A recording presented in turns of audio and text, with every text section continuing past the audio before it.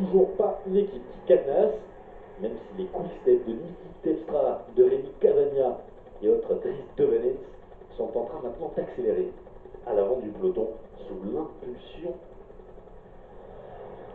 de Tapio Jacobsen, le néerlandais qui est en train de rouler ici.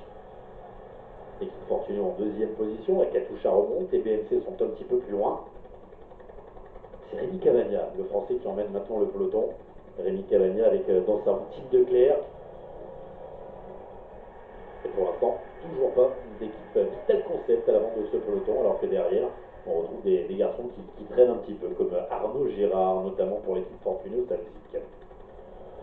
Ça frotte, les Aquablue remontent, les Katusha sont là, on aperçoit également les Bahrain Merida qui sont en train, eux, de remonter Vincenzo Nibali pour le protéger à l'approche du sprint final.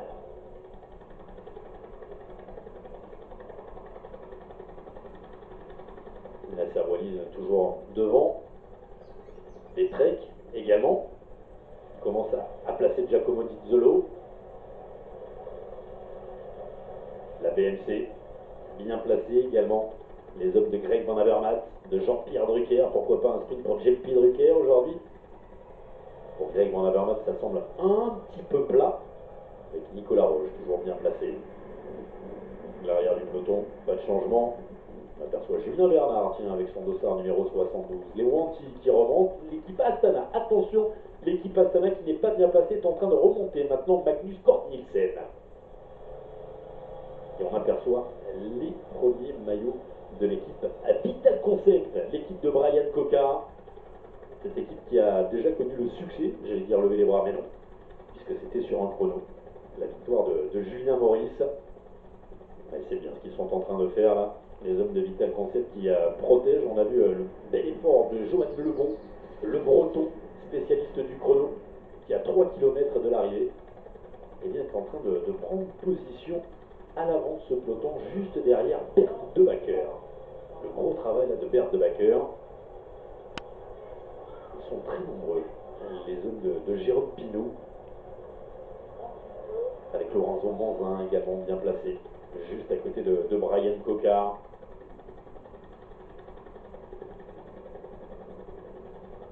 C'est simple, les 7 coureurs de l'équipe Vital Concept sont maintenant à l'avant, et en 7e position, c'est Brian Coquard, bien entendu. Ça frotte avec la Sunweb, Edward Tubbs. Pour l'instant, les rallyes sont là en 2e, 3e rideau, mais cette équipe Rally Cycling ne devrait pas peser sur le sprint. C'est plus le moment d'être en dernière position. Et d'ailleurs, Émile De Guet, là, l'un des hommes à surveiller dans cette équipe Sport Blanda, est très mal placé, alors que nous sommes maintenant à 2 km à peine de l'arrivée. Toujours l'équipe Vital Concept en tête. Brian Coquard qui a cru avoir gagné très tôt en ce début de saison, une petite erreur d'inattention, il avait levé les bras et malheureusement on n'avait pas jeté son vélo, ça lui avait coûté la gagne. Il en a probablement tiré les leçons. Brian Coquard qui avait arrêté sa saison très tôt l'année dernière, il avait annoncé sa volonté de partir de cette équipe Direct Énergie. Et depuis le 9 septembre, il n'avait plus le droit de mettre des dossards. Brian Coquard, il y a eu une toute petite saison, 62 jours de course l'année dernière, contre 79 en 2016 et 20 jours de course en plus en 2015. Il manque forcément quelques réglages à Brian Coquard, qui a déjà mis beaucoup de dossards depuis le début de la saison, mais là, ça reste la course la plus importante de son début de saison, son premier gros objectif, et en termes de niveau également, en ce qui concerne les sprinteurs.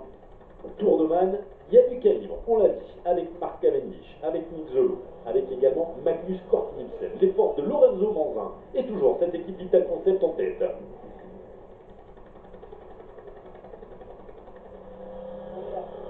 Et personne, pour le moment, on arrive à les remonter. On voit les coureurs de l'équipe Astana qui travaillent derrière pour replacer Magnus Cort Nielsen, le sprinter danois. Pour l'instant, ça ne fonctionne pas. Nasser Wally, encore bien placé dans les 10-15 premiers de ce peloton. Un peloton qui s'étire. Heureusement, il n'y a pas de vent, vous le voyez dans les palmiers. Pas de possibilité d'avoir des cassures dans ce final. Ceux qui ont roulé, ceux qui ont travaillé commencent maintenant à se relever. Ce sera le cas probablement de certains équipiers de Brian Coquard qui depuis maintenant 3 km tiennent cadenasse ce peloton. finish, alors qu'on a l'approche du sprint. C'est la Sunweb qui va lancer de très très loin, à 200 mètres de la ligne. Les Sunweb toujours en tête.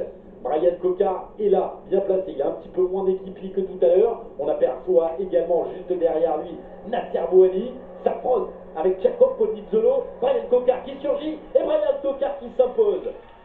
Nasser Bouhanni dans la route. C'est la première victoire de sa saison pour Brian Coquard.